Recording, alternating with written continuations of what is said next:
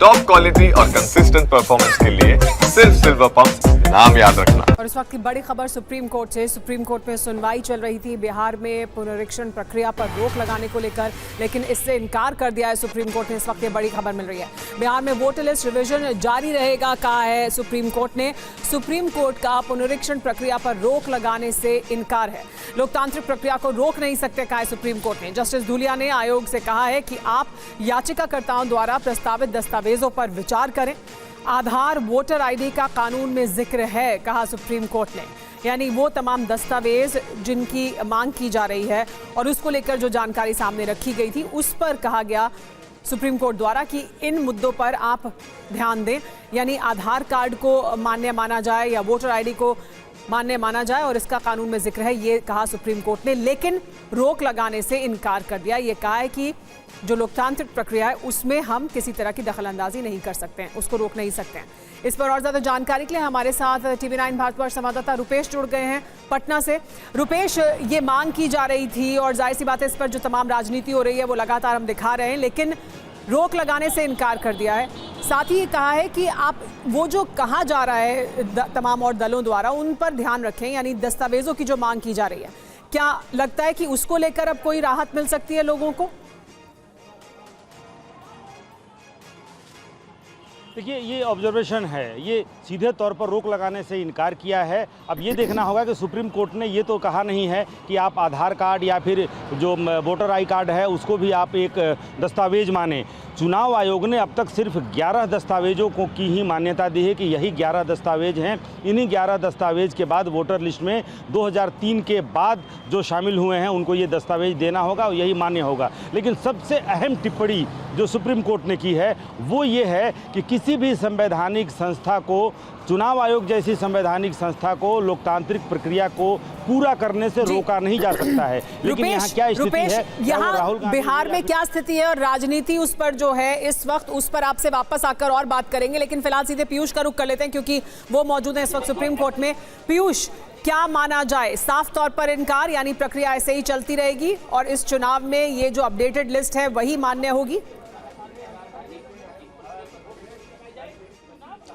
देखिए सुमेरा, अभी supreme court ने इस मामले में जो लोकतांत्रिक प्रक्रिया है यानी कि SIR गहन पुनरीक्षण जो प्रक्रिया है उसको निभाने की जिम्मेदारी चुनाव आयोग के कंधे पर रखी हुई है और ये कहा है साफ तौर पर और विश्वास जताया है चुनाव आयोग पर कि चुनाव आयोग एक संवैधानिक निकाय है और ऐसे में वो जो प्रक्रिया निभा रहा है वो एक लोकतांत्रिक प्रक्रिया है, उस पर रोक नहीं लगाई जा सकती है।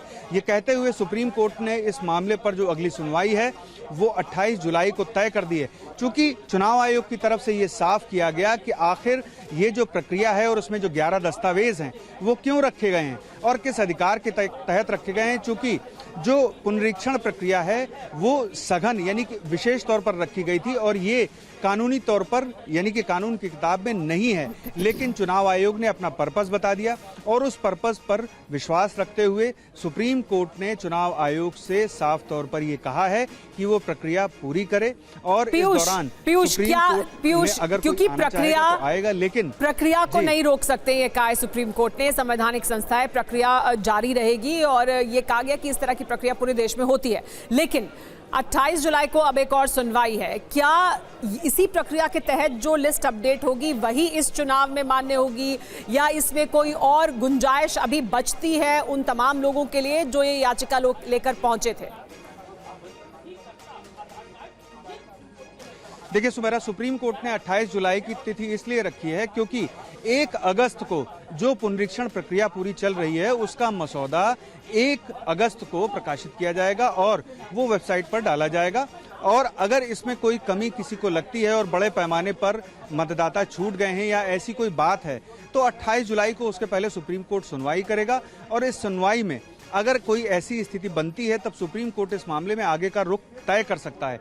चूंकि अभी कोई स्थिति स्पष्ट नहीं हो रही थी और ना ही सुप्रीम कोर्ट के समक्ष ऐसा कोई तथ्य रखा गया कि बड़े पैमाने पर मतदाता छूट रहे हैं, जबकि चुनाव आयोग की तरफ से ये जरूर साफ किया गया कि 60% जो मतदाता हैं उनके पास जो फॉर्म है वो पहुंच चुका है SIR प्रक्रिया का और उस SIR प्रक्रिया के तहत जो प्रक्रिया पूरी की जानी है वो निर्धारित समय में पूरी कर दी जाएगी। 24 जून को इसका आदेश चुनाव आयोग की तरफ से किया गया था और अब 26 जुलाई तक जब इस प्रक्रिया को पूरा कर लिया जाएगा तो उसके बाद 28 जुलाई को जब इस मामले पर सुनवाई होगी तो अगर कोई ऐसी घटना सामने आती है कि बड़े पैमाने पर मतदाता छूट रहे हैं तो ऐसी स्थिति में सुप्रीम कोर्ट अपना रुख तय कर सकता है। हालांकि चुनाव आयोग की तरफ से ये जरूर मांग की गई थी कि जब मसौदा इसका पब्लिश कर दिया जाए तब उसके बाद ही इस मामले पर सुनवाई हो, लेकिन सुप्रीम कोर्ट ने 28 जुलाई की तिथि तय की है। लेकिन आज चुनाव आयोग के लिए बड़ी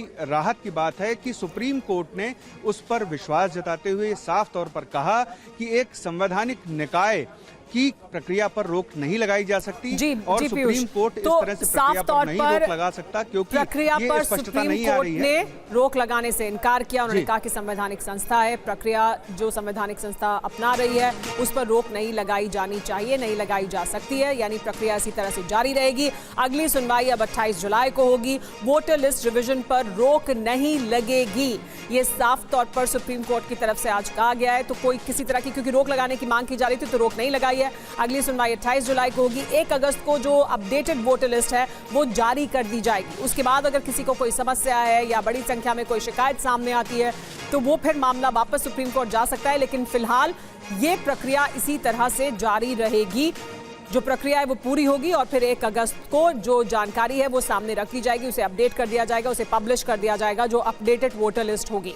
साथ ही चुनाव आयोग की तरफ से तमाम जो मुद्दे हैं वो सुप्रीम कोर्ट में आज रखे गए, लेकिन सलाह दी गई है। सलाह ये दी गई है, जो सलाह दी गई है पीयूष, उसमें कहा गया है कि क्योंकि कानून भी कहता है राशन कार्ड या आधार कार्ड या वोटर आई कार्ड इसको मान्य माना जाना चाहिए, तो जो ये सलाह है जाहिर सी बात है इसकी बाध्यता नहीं है, लेकिन क्या हम फिर किसी तरह का कोई बदलाव देख सकते हैं? देखिए, बिल्कुल चुनाव आयोग को सुप्रीम कोर्ट ने ये कहा है कि याचिकाकर्ताओं की ओर से जिन दस्तावेजों की मांग की जा रही है लगातार, यानी कि आधार हो गया, राशन कार्ड हो गया, तो इसको क्या शामिल किया जा सकता है। जबकि चुनाव आयोग की तरफ से सुनवाई के दौरान ये साफ कर दिया गया था कि जो नागरिकता का पर्पज है, डोमिसाइल का पर्पज है, उसको निभाने की वजह से ही 11 जो दस्तावेज हैं जो चिन्हित किए चुनाव आयोग ने और उसके बाद उन्हीं को एसआईआर प्रक्रिया के दौरान मतदाताओं से मांगा जा रहा है। तो उन स्थितियों के मद्देनजर ये पर्पज था और यही वजह थी कि चुनाव आयोग ने उन 11 दस्तावेजों को तय किया मतदाताओं से लेना, और यही एक आधार था चुनाव आयोग के पास कि वो ये तय कर सकी कि आखिर जो मतदाता है वो वास्तविक मतदाता है भी या फिर फर्जी मतदाता है। तो ये सारे एस्पेक्ट तय करने के लिए चुनाव आयोग ने अपना स्पष्टीकरण सुप्रीम कोर्ट के समक्ष रख दिया। लेकिन चूंकि याचिकाकर्ताओं की तरफ से ये साफ कहा गया कि इन दस्तावेजों को भी शामिल किया जाना चाहिए, तो सुप्रीम कोर्ट ने चुनाव आयोग से इस पर विचार करने के लिए कहा है। अब देखना यह है कि चुनाव आयोग याचिकाकर्ताओं की ओर से जो मांग रखी गई सुप्रीम कोर्ट के समक्ष और सुप्रीम कोर्ट ने उन्हें सलाह दी कि आप इस पर विचार करें, तो अब वो विचार करके किस रुख जाता है ये देखने वाली बात होगी। और अगली जो सुनवाई होगी सुप्रीम कोर्ट के समक्ष 28 जुलाई में, वो भी स्पष्ट हो जाएगा कि आखिर सुप्रीम कोर्ट की ओर से जो विचार करने के लिए कहा गया था उस पर चुनाव आयोग ने क्या किया और तो क्या माना ये अब देखना होगा कि क्या जो सलाह दी गई है उसको लेकर चुनाव आयोग किसी तरह का कोई बदलाव करता है या नहीं। लेकिन फिलहाल रोक लगाने से इनकार किया गया है। सीधे रुक करते हैं पटना का, जहां रुपेश मौजूद हैं, क्योंकि रुपेश इस मुद्दे पर हम देख रहे हैं कि किस तरह की राजनीति हो रही है और ये एक अहम मुद्दा बन गया है बिहार में होने वाले चुनावों से पहले। अब रोक नहीं लगाई है तो जाहिर सी बात है तमाम लोगों का ये कहना होगा जो आरोप लगा रहे थे उनके अलावा कि देखिए चुनाव आयोग की प्रक्रिया पर जो सवाल उठाया जा रहा था वो सही नहीं था। यानी अब ये क्या और बड़ा मुद्दा बनेगा, चुनावी मुद्दा, या फिर इस पर अब राजनीति हम किस तरह से बदलते हुए देखेंगे?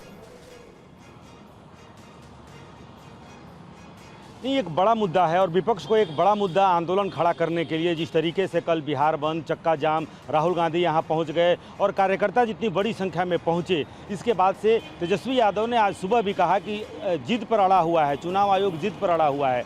अगली सुनवाई जब होगी 28 को, उसके पहले ये प्रक्रिया का पहला चरण जो है यानी गणना प्रपत्र भरने का कार्य पूरा हो चुका रहेगा। 26 जुलाई को आखिरी तारीख है, अभी 16 दिन का समय शेष बचा है और बार बार ये मांग की जा रही है। तेजस्वी यादव ने ये भी कहा है कि प्रक्रिया पुनरीक्षण हो, लेकिन आधार कार्ड को, मनरेगा जॉब कार्ड को इस तरह के जो कागजात हैं जो आम तौर पर ग्रामीण इलाके के लोगों के पास भी मौजूद रहते हैं, उनको साक्ष्य के रूप में शामिल किया जाए। जो 11 विकल्प दिए गए हैं, तो इन 16 दिनों में क्या आधार कार्ड या फिर वोटर आई कार्ड या मनरेगा जॉब कार्ड जैसे दस्तावेजों को मान्य किया जाता है? अगर नहीं किया जाता है तो विपक्ष, जो मुझे लगता है कि जिस तरीके से ये लोगों को जैसे अपील कर रहा है, जिस तरीके से कार्यकर्ताओं को, कुछ आम लोग भी पहुंचे थे, क्योंकि आम लोग परेशान तो हैं, कागजात देने के लिए लोगों के में अंदर चिंता तो है, लोगों के घर फॉर्म पहुंचा जरूर है। चुनाव आयोग कह रहा है कि 97% लोगों के पास वो गणना प्रपत्र पहुंच गया है, लेकिन जिनके पास गणना प्रपत्र पहुंचा है और बीएलओ ने ये ताकीद की है कि आपको कौन कौन से दस्तावेज देने होंगे,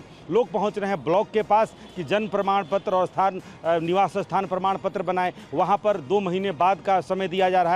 तो लोगों को ये चिंता है कि अगर आधार कार्ड को मान्य मान लिया जाए तो उनको ये पुनरीक्षण कार्य में उनको कोई परेशानी नहीं होगी, या मतलब यानी रुपेश, राजनीति और ज्यादा होगी, लेकिन लोगों को जो समस्या है, अगर उसमें जो सलाह दी गई है उसको मान लिया जाता है तो आम लोगों की समस्या किसी हद तक कम हो सकती है, जो इस वक्त लोगों के सामने दिखाई दे रही है बिहार में। लेकिन राजनीति इस पर अभी और होगी, ऐसा साफ तौर पर दिखाई देता है, क्योंकि सुप्रीम कोर्ट की तरफ से कह दिया गया है कि रोक नहीं लगेगी इस पूरी प्रक्रिया पर।